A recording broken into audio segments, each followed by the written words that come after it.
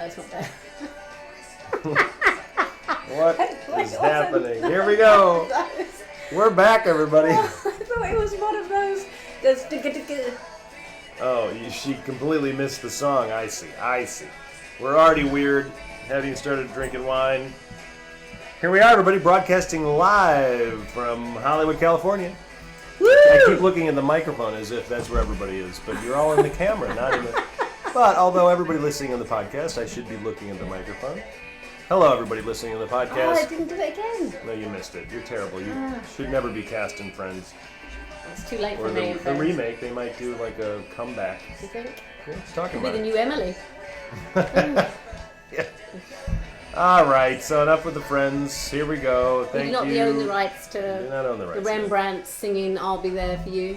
That's a really iconic tune, though. Iconic. Iconic. I am going to share our video, everybody, and I would prefer and love it if you all could too. All could too. Because we always skip Alright. the intro when we're watching it on reruns. On Netflix at the moment, although soon it won't be on Netflix anymore, as we know. It is being moved. I think they've got another year or something until the I think thing they paid happens. 1 billion, didn't they, or something, for another year. But Was anyway, it a billion? No. it was a lot of money It was for this a lot, year. I know that. Well, I know it's the revenue, though. The ad revenue is crazy for it. Same. But anyway, so we always skip the intro, and so I always try and do the ooh. Yeah, because the skip intro button on Netflix just jumps to the last to note. the last ooh. Yeah. It's That's become what I was a trying to running joke in the Selma I mean, Hollywood like, household. gosh, I bet you're all jealous. Yeah, She we could live be a pretty here. wild life. Well, anyway, welcome back to Wine Wednesday. Hello. We've got some people already tuning in and saying hi. Hello. Sam, I don't know if we're going to have any quizzes today. Maybe we'll see. We haven't I really like quizzes, planned it's just on- that other people on the podcast don't. It's difficult because the Because- people on the podcast, some people have a faster internet connection. We found some little, ups and downs. It is fun, but I like the quizzes. you can quiz us. Send us See what you questions. did there. But Q&A, we're all about the comments. Leave comments in the Facebook section. Everybody listening on the podcast, if you have questions for us, you can email us at max@networkisa.org or... Felicity at networkisa.org. Nothing? You missed that. Here she is watching our video No, on I'm trying Facebook. to do it so that I can get comments in real time. It's too Felicity small over there. or max@networkisa.org if you have any questions. Yes. If you'd like to work with me, I'm a consultant and I work on development with writers. You can email me at max@thestoryfarm.org. I do have some room on my roster. So, I should anyway... have done my hair. I'm so sorry. I got out of the shower and I just put it back and I'm just Shouldn't looking have at done it. your hair? I should have done it. I'm looking at it because on I'm camera. sure everyone is thinking, how dare she not do It her looks hair? very weird. It doesn't look weird. It We'll looks just have to fine. keep It looking looks up. fine. Well, anyway, hello to Robin and Sam and Leslie Ann and Sam again. And hello, Aaron. Aaron Schwiebert, of course, my brother-in-law in Portland. I believe my parents are up in Portland visiting my sister's family. They're having a nice little time. They've been having pictures on the beach, which is really nice. They went to Cannon Beach in the western part of Oregon, and they're having a blast. But anyway, I hope everybody has been having a wonderful summer. We've had a pretty good one. Oh, thanks, Aaron. I can't believe that it's nearly Labor Day weekend already.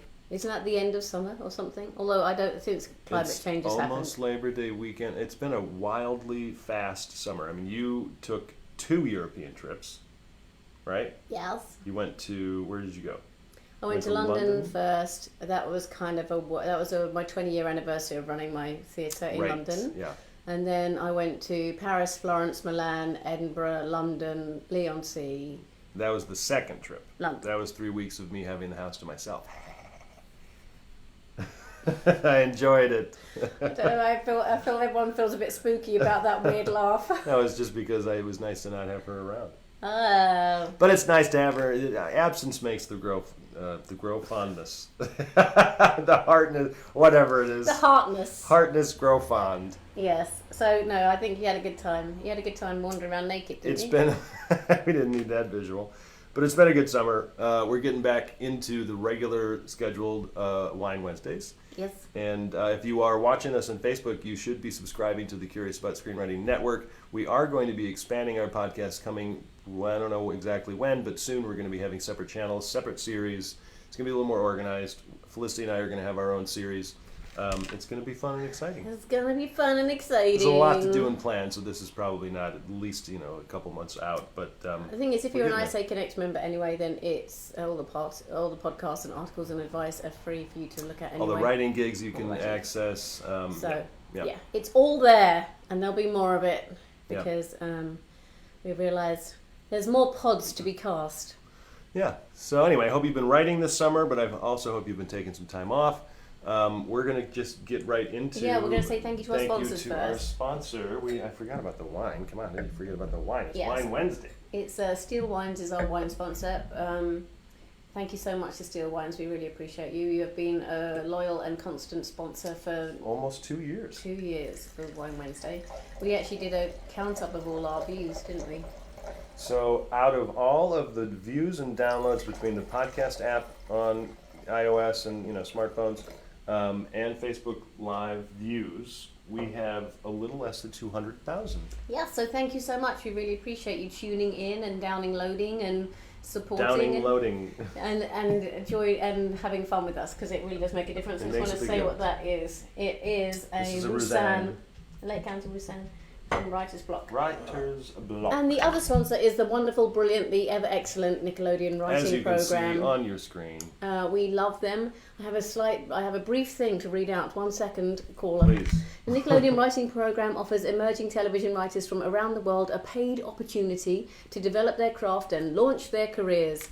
While in the program, writers hone their skills, build a professional network, and gain real-world experience in writers' rooms for our critically acclaimed live-action and animated shows. Visit nickwriting.com for all the details, and be sure to follow them on Facebook @NickWriting and Twitter @NickWriting for updates, tips, and giveaways. Thank you so much. Nickelodeon Writing Program, we are massive fans of them. They've awesome. Been a big supporter of ours. Our last Thursday in LA was at their headquarters, which Nickelodeon is Studios, beautiful. Which was awesome. We had a pretty awesome panel. We had Karen Kirkland and, of course, the 3 other lovely ladies that I'm forgetting their name. I don't have them in front of me, but they were all executives at Nickelodeon.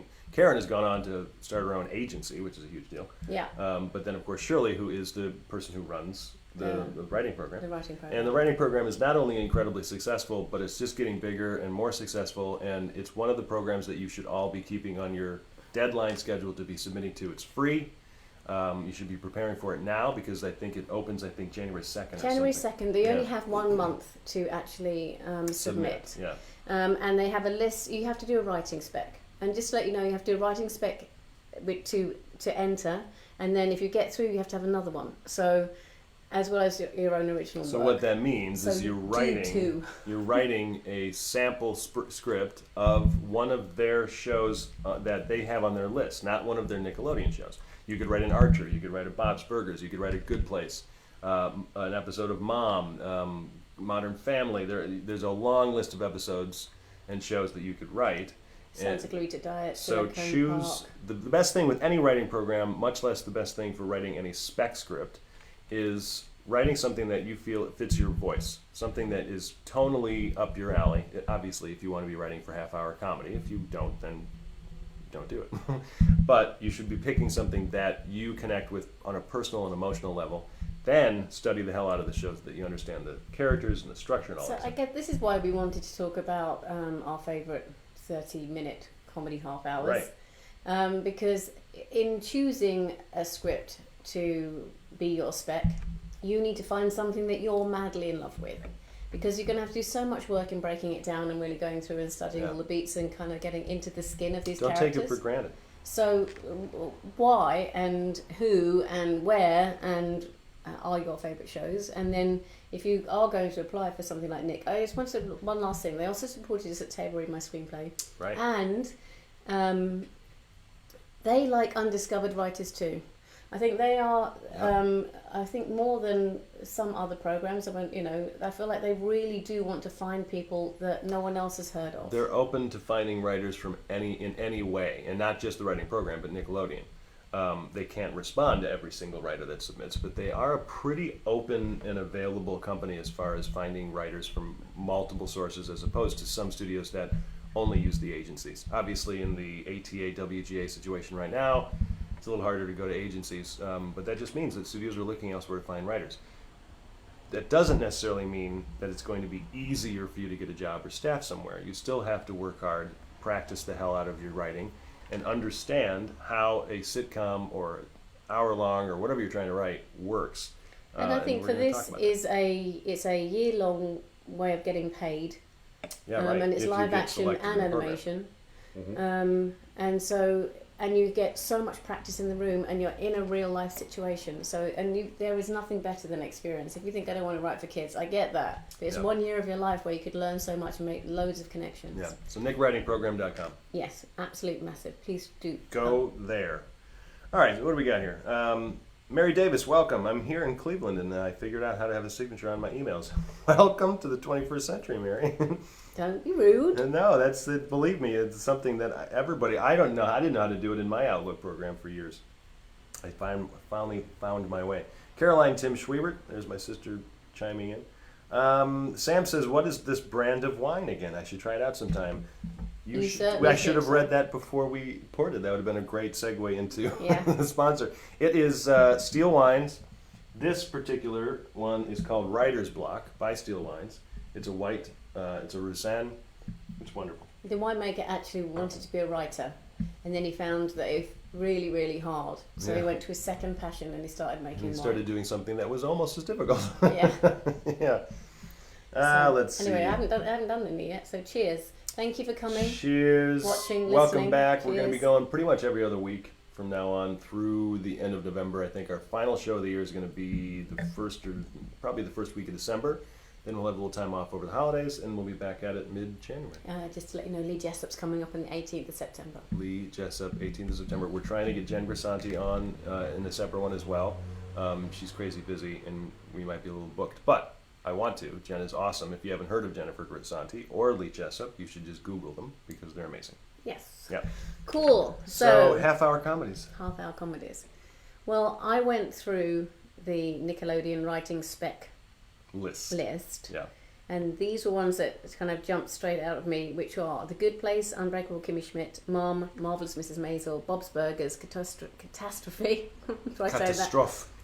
Catastrophe, Glow, Insecure, Modern Family. But there are so many other ones too. There's so many. I just tweeted out before the episode about an hour ago that we're going live, blah blah blah, and I said that the best half-hour comedies kill it in terms of tone and voice. First and foremost, there's just a particular feeling that you get from all the characters and the situation, and they're all very different and unique. I mean, you compare Archer to Big Bang Theory; they're both sitcoms. They're extremely different. And a lot of that difference comes from voice and tone, etc. Yeah, and for their intended audience. I mean, like, I don't think if you're not looking for... I would argue a lot of that audience that watches The Big Bang Theory, which is probably at least the geek culture type of audience, probably enjoys Archer as well. Oh, no. I feel like if you really kind of can put up with, what's that lead character's... Archer.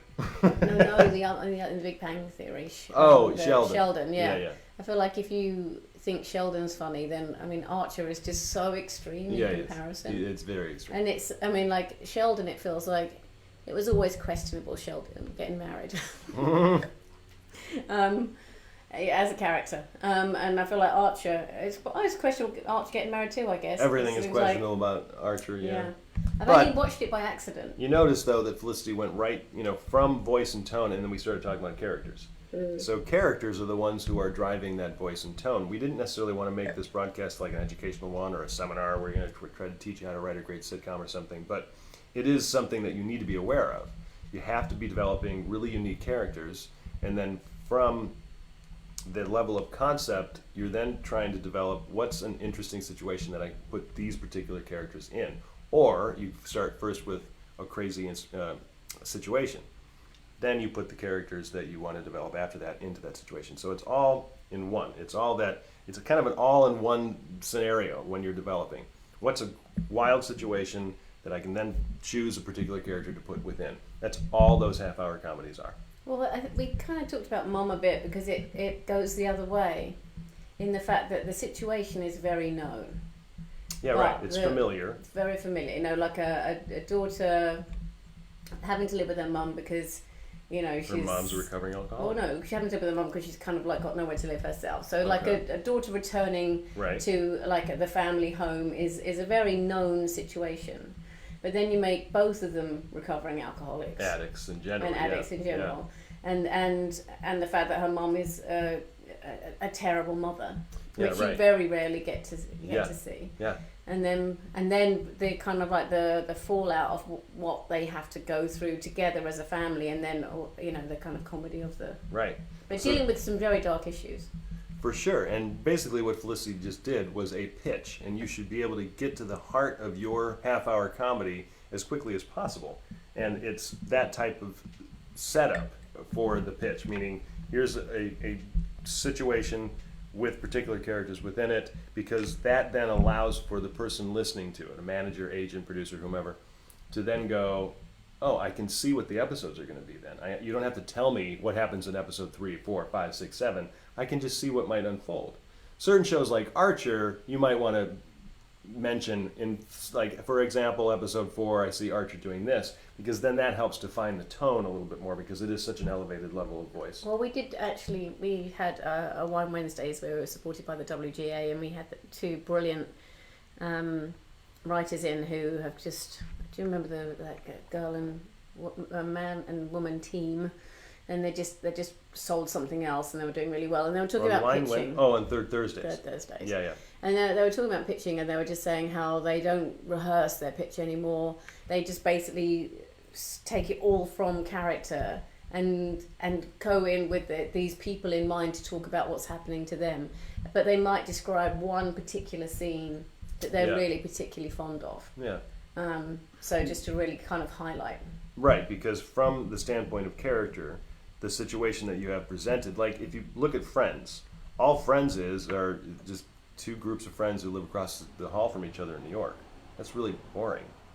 But when you really start to look at the characters, and you have a dynamic of a brother who's really close friends with the two guys that live across the hall, to one of the girls that lives on the other side of the hall, and then you have the introduction of Rachel, how she just suddenly kind of forces her life onto Monica, and she's forced to room with her. Now we have we've got a dynamic here a little bit. Joey's the fast talking, really great looking but caring actor across the hall. Chandler's this, you go into the specific characters, then the situation becomes elevated. This is interesting. Robin says Vulture put out an interesting article in the Friends Writers' Room earlier this week, apropos your intro music. Mentions how they develop their episodes, mind their lives for stories. That's interesting. I'd like to read that. And it was called Friends Like Ours or something like that originally, wasn't it? And I keep reading, every now and again it's amazing that 20 years on or whatever it is, people are still writing, did you know Rachel was nearly written out? Phoebe is 3 years older than Rachel. Everyone still cares. Yeah. Well, and I think what's so special about all those characters is that everybody in the audience has someone that they like the best. So they're all six of those people. Yeah, they all are a little bit archetypical in terms of, I know this type of person. I have one of my friends that is kind of like this. Who are you? I'm probably a Chandler. Me personally, but then, I know plenty of Joey's.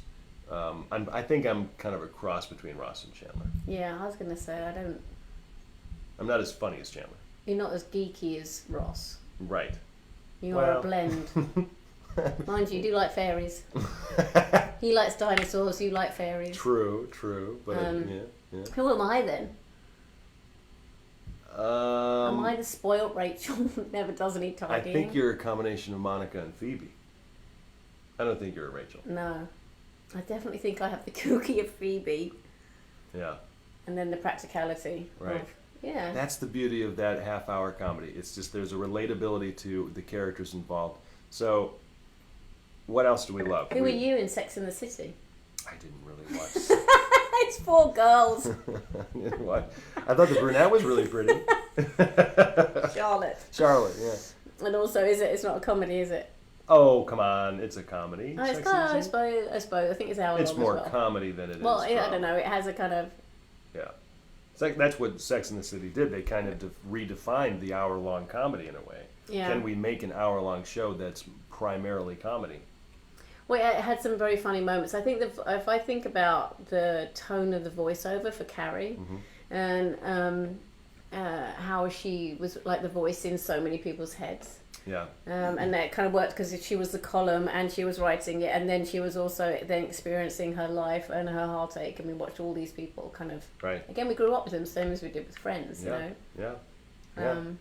I feel like that's why TV has a really big reach, and that's why we should be careful about the stories we tell, because when you grow up with someone, you believe them, you know? They get in and under your skin. Yeah.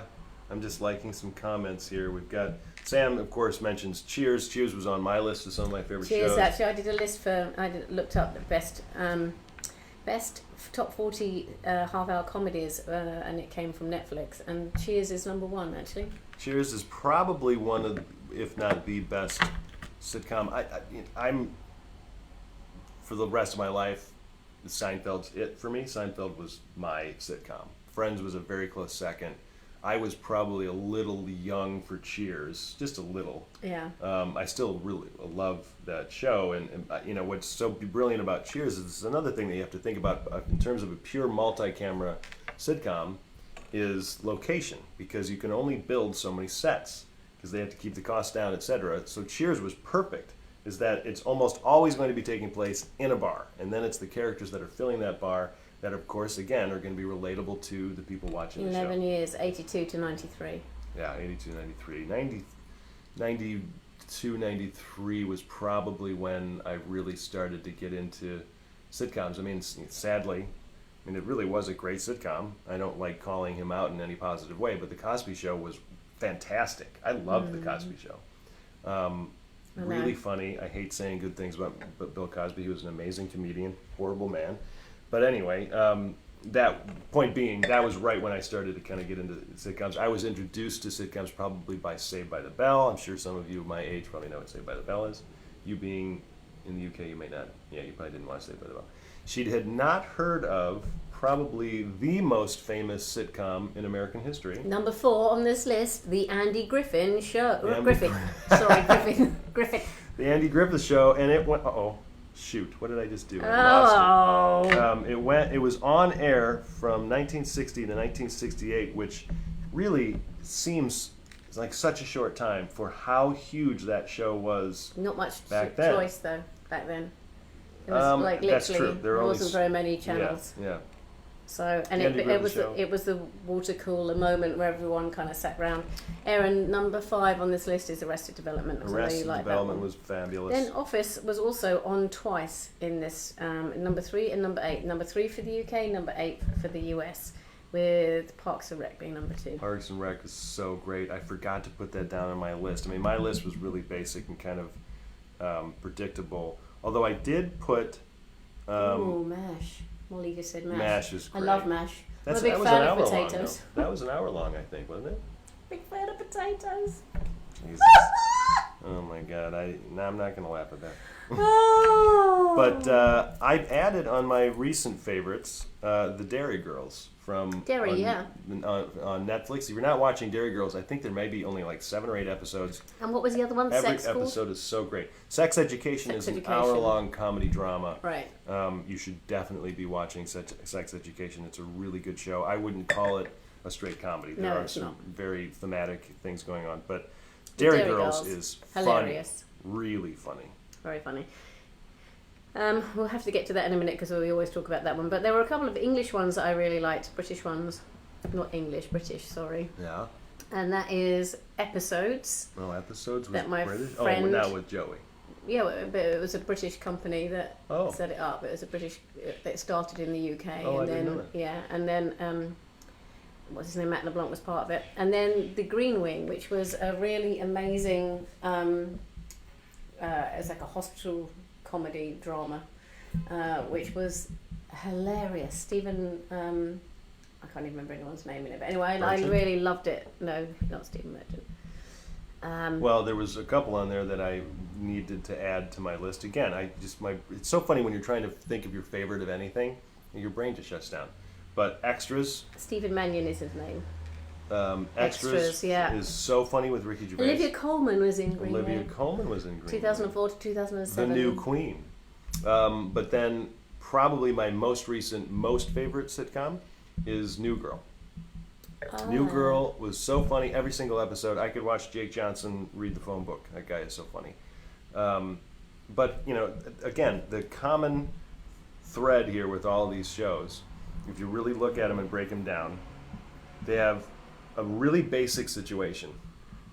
A girl moves in to an apartment with 3 guys in Chicago. It's funny. I hear you laughing at it, and I'm like, And we have a different sense of humor when it comes to some comedy, but God, New Girl just makes me laugh it's like every 3 lines. But the common thread are usually pretty basic situations with really interesting, wild, wacky, fun characters. For kids shows, you usually have a little bit of the reverse, where you have, or a combination, like The Amazing World of Gumball. Most of you probably have not watched it. I know my brother-in-law Aaron and my sister Caroline have, because my niece Arden watches it all the time. It's for kids. How old is Arden? Arden's, oh boy, 8. 8. I think she just turned 8. I hope I'm not wrong. Could be 7. I think it's No, 8. But nonetheless, The Amazing World of Gumball is kind of this elevated. It's a cartoon, but it's about these different little animals. I think Gumball's a cat. I think. And when she came to our house, she watched it a lot. And he lives with his parents, but then Gumball has a fish, but the fish is like up and walking around, and then I think he has another friend. But they get it's all just really weird characters. But what's so fun about Gumball is that everything is dramatic. There was one of the episodes I think was that he needed to return a DVD movie back to the Blockbuster or whatever, or else he was going to get a fine. That was the whole situation for the show. And he ended up, by the end of it, or maybe it's a she, Gumball might be a she, ended up flooding the entire house. Like, everything just was a complete disaster. So, obviously, that's a level of what do we need to do for a particular audience. Kids are expecting gags over and over and over again. If you watch DuckTales, it's like every 3 or 4 lines or moments, it's just another wild gag. You don't necessarily need to do that with sitcoms, but you do need to be delivering levels of comedy. I think that the most successful comedies, though, for kids also have an element for the adults too. Oh my God! So totally. That you have this amazing joke that's really. What did you watch as a kid for cartoons? What did they have in Britland? There was something called Captain Pugwash, and everyone needs to look it up on the internet. What do you mean they looked it up? Yeah, you need to look it up. It's called Captain Pugwash, and it was literally cardboard kind of cutouts that kind of went do, and there were like these kind of things, and they'd come in like this, and there was sorry Nickelodeon, semen stains. And, these are for kids? Roger the Cabin Boy. Come on, where? I don't understand where the stains were. On the card. That's the character was named Seaman Staines. Oh, the character. Holy and as a moly. kid, we didn't get it. No. Because I was literally like tot, totally, and it was also, it came back. And it was one of those things that they just reran and reran. I think they probably made about, 16 episodes of it or whatever it is, and they just ran it, and like, I can't imagine the people that created the series must have been like, right, they had to just absolutely wetting themselves that someone bought this, either in the knowledge of knowing what it was or not knowing. But either way, it's the most. I bet everyone's now googling Captain Pugwash. But what can I say? Of course, I had no knowledge, and still don't, about any of those things. Yeah. A few more that we have to mention, of course, Modern Family. It's amazing. Brooklyn Nine-Nine, I've only seen a few episodes. It is pretty funny, really well written.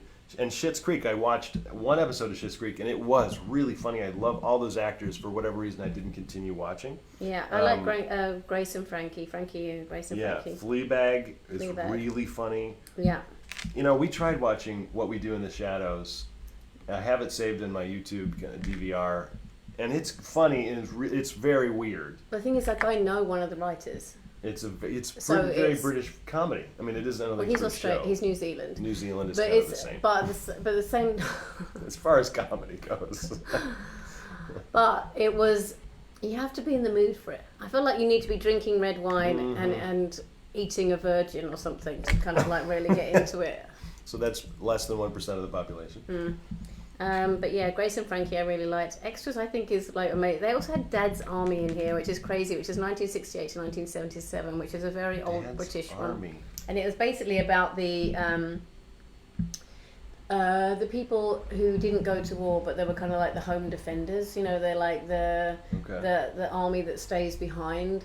And after the war had finished, they continued to meet, and it was basically 12 or 14 men, and quite in their later years, who were arguing with each other about certain situations, about village fates, about Interesting.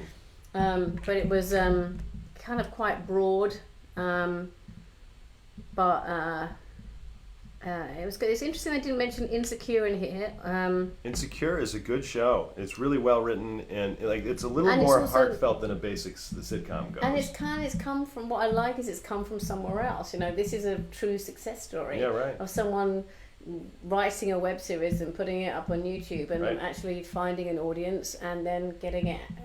out there. And then And again, it's a really interesting situation with a really interesting character that relates to the audience. yeah, and I think the self commentary of it is again a really interesting element. Yeah. And it gives us a window into the character that is different from the perceived idea about what A sitcom. a person yeah, of right. color, a Right. female woman as well, you know. Yeah. Married what with I saw. Children. Yeah, I mean, God, the list keeps going on. Punky Brewster, I did watch that. I definitely watched that as a kid. I don't know what Tuca and Bertie is. It was on this list.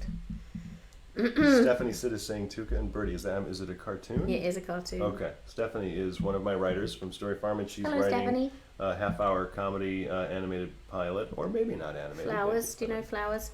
That looks like a UK one. That's with Julian Barrett and Olivia Yeah. Colman again, so I bet I'll love it. She is so great. Well, while she looks at that, why don't we look at some announcements here? we should, yes. We wanted to do announcements in the middle. We do have so some announcements we're going to make in the middle, right? We've got upcoming deadlines. I say Fast Track Fellowship. The deadline has been extended to tomorrow, Tomorrow, August 22nd. if you got a feature or a pilot to submit. Yeah, we have some really amazing mentors this time, and it really is the elevated contest for the ISA, and It's kind of all a of our flagship. fellows Yeah. have done really well. Yeah. And And then made there's a some great special friendships. promotion. Submit a second script in your application for over 50% off. The second script must be submitted on the same application form to redeem the discount. Everybody listening to the podcast, we apologize, of course. Fast Track deadline will be up So by the if time you you're have listening. 2 features, or a feature and a TV pilot, Yeah. you can do one regular price, one for half price. Yeah, but then the creative screenwriting screenplay competition final deadline is August 28th, so you got a little time. And we have teamed up with several creative partners looking for features and TV pilots with unique voices and original stories in the following genres, basically every genre. I'm not going to read them out. Special consideration for YA, adult, female thrillers, and action. LGBTQ, Kaufman-esque mind benders, which is interesting. We'll be looking for those as well. And original Holdy stories. Yeah. But I think that's the thing, the creative screenwriting competition there, it is the fact that we have so many people looking for scripts. And Yeah, we're looking for projects to give grand prizes to people so that we can take them out. Yeah. And then we can help them from there on in. But what are we They're giving away? doing offering free feedback on the first 20 pages and only $35 for general feedback. $35 for general feedback, guys. You're not going to find a cheaper price. So I say Fast Track Fellowship, creative screenwriting. I say Third Thursdays. Come and see if there's a Third Thursdays in your area. We have Austin Social and event. NYC coming back. Yeah. And we've got 2 new cities for September, Nairobi and Calgary. I mean, like, that Yeah, is and that's kind of pretty cool. amazing. That's That's pretty cool. properly international. Felicity And then we're going away. We're going to be We're going going away together. We're running away. But we're going to Running Seattle away. to the Connecting Writers with Hollywood conference in Seattle. It was in Spokane last year. They were awesome, so they invited us back, and we were happy to go back. So we're going to be putting on a couple panels there. We're going to be opening up the conference, actually. Yeah, we're the opening two up of us. the Yeah. conference. Conceptualization, pitching, and the power of your voice. It's kind of, we did it last year and we really loved the people who organised it. We actually found the writers that came were very inspiring too. Yeah. So that was really Dedicated writers, people that are writing 500,000 words a month, kind of dedicated writers. Oh yeah, I mean, because a lot of them were in the The novel space. novel space. But anyway, really, really great conference. Really lovely people. It's in Seattle. It's one day. It's Sunday as well. It's Sunday the 14th, isn't it? Of September. I think it's that weekend. It's that weekend anyway. We'll be flying in on the Saturday, doing the conference Sunday. So that's all our announcements. So thank you so much for listening. Yeah. So back to half-hour comedies. I mean, well, hello to Robert Tim. My dad joined. it's all the Tims here today. Stephanie said Netflix animated comedy by the same art director as BoJack Horseman. That is in reference to Tuca and Birdie. Oh, that's interesting. BoJack Horseman was getting a lot of love on this list from the guy that said that it's underrated, he thinks, and he wonders why people aren't tuning in. Is it because it's animated and the lead character's a horse? A lot of people say that it's kind of brilliant in terms of the level of writing and the situations that they're connecting and the themes that they're promoting. I have heard it's kind of crass. I have not watched it, but it's very popular. It's hugely successful. I think I heard that the character, you kind of start to fall in love with him and then he does something very disappointing. And he's also extremely depressing. Like, I think the main character is depressed. Like, but is it because he's an animated horse, you kind of think it's okay? Yeah.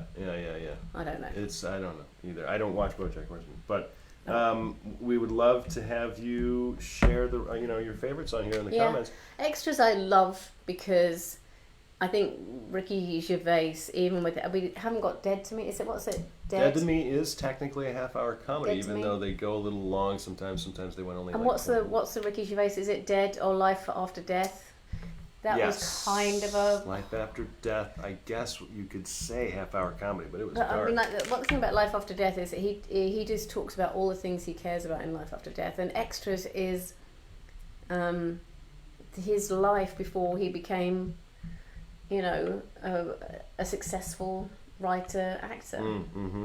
I know he wasn't an extras actor per se, but he was in that level. He was that kind of like, I don't know, where are you, P or S or something in the alphabet? I don't know. Yeah, right. He was lower than D level.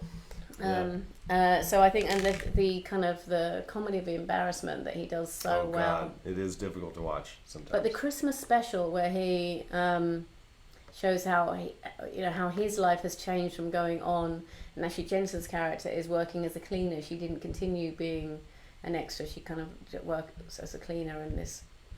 And what our value is it because someone else pays you and is watching you as on the TV? Does that make you a valuable person? Or even being a cleaner is who's the most valuable and how are we seen in society? It's one of the most heart-wrenching things I ever seen. I mean, it was like really beautiful TV. And I guess maybe there's that to be said for about our comedy too, is that hitting the pathos button, the light and the dark, the happy and the sad, really adds to making something funny. Right. Yeah, I mean, I think even if you consider yourself more of a feature writer, you want to really look at what you watch on TV and go, why do I like this so much? Why do I watch this more often than I do movies? Because more often they're free. More often than not, though, it's easier to sit down, of course, to watch a half-hour comedy. But some people will be watching more movies than TV. But I think that's the minority. You want to be looking at, okay, what do I know? What do I like? Can I create a show like that? And then you want to be diving into what is it about my favorite shows. Let's try then to write a spec of that show just for the fun of it, so I can learn the beat structure, what happens by certain pages. TV is much more formulaic and templamatic, whatever the word is. Templamatic. Than features, that's probably not the right word. But there's a template and specific structure to a multi-camera sitcom, even a half-hour comedy. Most half-hour comedies that are going to go on Netflix or Hulu or an Amazon, you can get away with maybe 35, 36, 37 pages. Maybe. That's a little long. It's usually 32, 33 or 4. I feel like that, but with the ad breaks, I mean, like it's even less. I feel they like don't have ad breaks in the streamers, I mean. No, on the streamers, no, but I feel like on the network shows, you're hitting 22, pages. 23, 4, yeah. You might, if some episodes that are already staffed and they're making the show and they know that it's a lot of dialogue, it's 25 pages or something. But yeah, you have very little time, and the formatting is different. So it's just a good practice to practice. Well, I think the main thing is you can also find all the scripts online. A lot of them you can. So you can actually download the scripts, have a look at them, see, it directly in front of you of what they've done, and then see if you can do something similar. I mean, I would say also as well, please do consider your audience, because why do you like it? What does it inform in you? How does it make you feel? How do you then go about your day? I'm very into, obviously, if you listen to this podcast a lot, you know that this is the case, but I'm very into us making positive changes in the world and writing even something. I mean, Frankie and Grace, for example, four lead characters who were octogenarians, whatever. I think they're like, all of them are 80 and over. To kind of have that is an amazing thing, and the fact that they still want sex, the fact they still are alive, the fact that they can change their mind halfway through, the fact that they are excited by life or having hobbies or messing stuff up, it's good to still have that. And I think also as well, what makes it stand out? How is your voice different from everyone else? And with the Disney Plus thing coming in and the bundle that they're offering with Hulu, ESPN Plus, and then of course the Disney Plus streaming service, all for I think it's only $13 a month. It's changing the game, and the fact that all these different networks are making their own streamers and they're pulling these shows like Friends and all, however many you can think of in terms of the network, old show, repeatable shows on Netflix, they're moving to the network. So Netflix is going to be scrambling to find more original content, new sitcoms, half-hour comedies, quick little things that you can be watching over and over and over again. I think it's the time to write your web series as well and get those filmed so that they have a proof of concept. And I've been so obsessed by this over the past couple of weeks. I'm way late to the game. But fiction podcasts, I know I'm kind of switching gears a little bit, but there is a connection. Because He's going to make this amazing link any minute. Don't worry, everyone. I will. But fiction podcasts are hugely popular. You should try to look them up. And as writers, just really listen to what they do to keep your attention. Homecoming is amazing. It's pretty old. Amazon adapted it with Julia Roberts. There's a show called Limelight that's amazing. There's another show called Welcome to Night Vale that's really weird. But the way they're presenting the situations is kind of genius because you have nothing but audio to rely on. And so many people, literally across the globe, are listening to these fiction podcasts. And they're 25 to 35 minutes long, and they're telling stories. There are some anthology fiction podcasts, and there's a ton of money in the fiction podcast market right now. Point being, back to the half-hour comedy, it's the same thing where you still have to come up with a really unique situation and hook that every episode is going to be based on, and then telling the stories of the characters as they're then traveling through this situation. It's the same thing. There's a more serialized version in the fiction podcast world, as opposed to a sitcom, which is just each episode living within itself. But everything, I think, is kind of... Don't have to build new sets. And there's no... You can do a whole season for like $50,000. I mean, or less. In probably nothing if you have some recording equipment in your friends in your living room, I would listen to fiction podcasts as a practice in understanding how story is told with a very limited medium. And as an inspiration. Yeah. Let's see, anything else we got here? Lisa Long joined. Oh, Barry on HBO really is good. It's a little bit of a cross of comedy and drama with some action, and there's some horrific moments in there. Really well written. Santa Clarita Diet. I really enjoyed the first. I've been to the opening. They do events at the ArcLight for some openings of TV shows, and I went to the first series and thought, Of Barry? No, of Santa Clarita. Oh, got it. And then I went for the second. I was like, it was really interesting how they kind of found their feet. I enjoyed it much more, and maybe this new world that we're living in is going to allow people to have a bit more time to get into things. Because it felt for a little while that if it wasn't immediately like a smash, then it was like gone, whereas actually maybe, because sometimes you have to warm up to something, and the word of mouth is slow, or they haven't done the same big marketing promotion, and so... Right. But I really do think good stuff, people do find it, and then you do tell other people because you want to look clever and say, I recommended that to you. Yeah. Well, okay, so final vote, if you had to choose one half-hour comedy, if you were on a deserted island by yourself with a TV and one TV half-hour show. Frasier. Okay, I thought you were gonna pick Friends. No. The thing about Friends is that it continues even in the later seasons to be good. Frasier starts to dwindle around season 9 and 10. Yeah, but I don't like the Rachel Ross storyline. Really? I don't like the fact. I don't like the fact she ends up with him. Oh. It's actually not very feminist, and it's and it kind of goes. She doesn't go to Paris to follow her dreams because she's going to stay and marry him, and I was like. Okay, No, Frasier it is. I'm at Seinfeld. It's like the easy choice. Every single episode, especially from like season 3 or 4 on, just it's brilliant. Yeah. Oh, I'm trying to think if there's. There's no takebacks. Yeah. No, it would be Frasier. I mean, I did really enjoy. I think the thing is because I went back about 6 years ago and watched Cheers from the beginning, and then after Cheers watched Frasier. We've been doing that with Frasier. I loved Cheers because it was so nice to see strong female characters who were difficult and self-absorbed but still lovable. You know, Diane was a really interesting character for the time she was written. Yeah.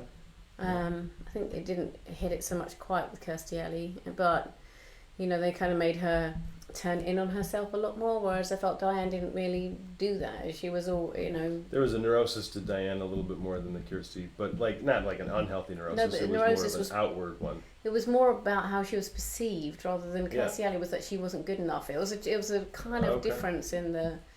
Yeah, I felt for me anyway watching it. Well, anyway, that's our show, everybody. Let's see, the Golden Girls. That's a good one. Oh my goodness, I'm watching that one again. We forgot to mention Golden Girls. She watches all the time.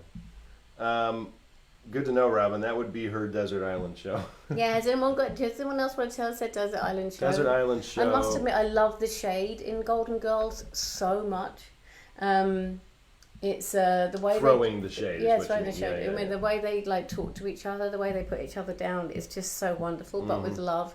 And I've been recently watching episodes, and seeing as they filmed that on a multicam, and they kind of cut to when they've just said something that's actually burned them, you know, burned Blanche or whatever, and the other's just there going, yeah, and they're not laughing at all, and inside they must be dying because it's so funny. Yeah, and there are some really great one-liners from Golden Girls. Yeah. Really amazing, you know, and Sophia is so fantastic. I was thinking actually, I think. What's her name? Lovely White. What's her name? Betty White. Betty White is the only one I think that's still alive. I don't think she's ever going to die. Well, she's an absolute She's treasure. got her the wax figurine in Madame Tussauds that it's like, it was like this this vision of, I think she's always going to be around. Betty Davis. I hope she is. Have you ever seen any pictures of her when she's a young woman? Not when she was very young. She was absolutely. Well, I'm sure she was beautiful. Beautiful, yeah. Yeah, total well, stunner. cheers to Betty White. To cheers Betty to more White. sitcoms. Yeah, write the sitcoms because we. Cheers to everybody watching. Yeah, write more sitcoms. We need really good sitcoms. Why don't you make? I'm relying on all of you to be coming up with the next great Seinfeld, Frasier, Friends, Cheers, Golden Girls, all of them. Let's do it. Yeah. You gonna write one? Maybe I will. What would it be about? Fairies. Of course. Now, as a reminder, Felicity and I are working on our own series of podcasts. The ISA is going to be further developing our podcast channels. There's a lot to come where the podcasts are coming, but we're going to keep going with Wine Wednesday here on Facebook, and of course you can find them on the podcast if you came in late. You can try to jump in and listen to them. You can listen to past episodes. We had Lee Jessup here in the past. We've also had Shirley from Nickelodeon on in the past. Right. So you can either find it on the Facebook. You can go look back through our last videos on the ISA site, or you can go to our site and find it on the podcast page. Right. If you and then if through the podcast app on your smartphone, the Wine Wednesdays are labeled first with episode and then number and then the title. That's how you'll know the Wine Wednesdays. We're going through a big organizational process where we're going to be better at titling everything, just to make it a little bit easier to find everything. But you should be subscribing to the Curious Spot Network. All right, everybody. Thank you for watching and listening, and we'll be back in a couple of weeks. Yes, and we are so grateful that you listen and that you play. And honestly, you joining in and telling us what you think really does make it more enjoyable for us too. Yeah. We live together. This is, this is all the time. We're tired of each other at this point. Yeah. We live for these moments. Someone else to talk to, you know? All right, everybody. Have a good night, and we will see you in a couple weeks. Cheers.